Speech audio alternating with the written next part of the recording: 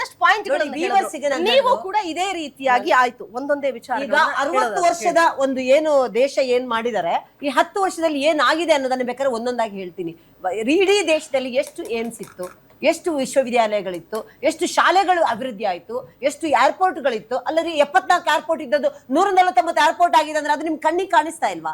ಅಲ್ಲಿ ನೀವು ಜನಗಳು ಓಡಾಡೋದು ಮಾತ್ರ ಕಾಣಿಸ್ತಾ ಇದೆಯಾ? ಅವ್ರು ಏನು ಇವ್ರ ನಿರ್ಧಾರಗಳನ್ನ ಟೀಕೆ ಮಾಡಿದ್ರು, ಯಾವ್ದು ಸರಿ ಇಲ್ಲ ಯಾವ್ದು ಇಲ್ಲ ಅಂತ. ಆಯ್ತು, ಇಂದಿರಾ ಗಾಂಧಿ ಅವರು ತೆಗೆದುಕೊಂಡ ನಿರ್ಧಾರಗಳಲ್ಲಿ ಯಾವ್ದು ಸರಿ ಇಲ್ಲ ಅಂತ ನಿಮ್ ಪ್ರಕಾರ?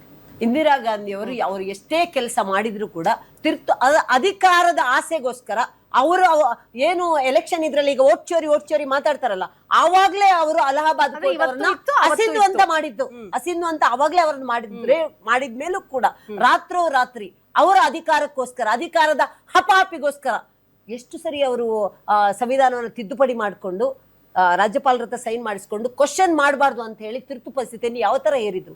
ತುರ್ತು ಪರಿಸ್ಥಿತಿ ಹೇರುವಾಗ ಅಮಾಯಕರು ಎಷ್ಟು ಜನ ಜೈಲಿಗೆ ಹೋದ್ರು, ಎಷ್ಟು ಜನ ಯಾವುದೇ ಒಂದು ವಿದ್ಯುತ್ಗಳಿಲ್ಲ, ಪ್ರಿಂಟಿಂಗ್ ಪ್ರೆಸ್ಗಳಿಗಿಲ್ಲ, ಎಂತೆಂತ ತುರ್ತು ಪರಿಸ್ಥಿತಿಯಲ್ಲಿ ಇದ್ದವರ 75ನೇ ವರ್ಷದ ತುರ್ತು ಪರಿಸ್ಥಿತಿ ಆಹಾಕಾರ. ಅದನ್ನು ಒಂದೊಂದು ಬುಕ್ ತೆಗೆದು ನೋಡಿದ್ರೆ ಹೊಟ್ಟೆ ಫುಲ್ ಆಗುತ್ತೆ. ಇವ್ರು ಮಾತಾಡ್ತಾರಲ್ಲ, ಕಂಪ್ಯಾರಿಸನ್ ಹೇಳ್ತಿರಲ್ಲ. ಇಂದಿರಾ ಗಾಂಧಿ ಅವರು ದೇಶಕ್ಕೆ ತುರ್ತು ಪರಿಸ್ಥಿತಿ ಮಾಡಿರೋದು ಯಾವತ್ತಾದ್ರೂ ಮರೆಯಲು ಸಾಧ್ಯ ಇದೆಯಾ?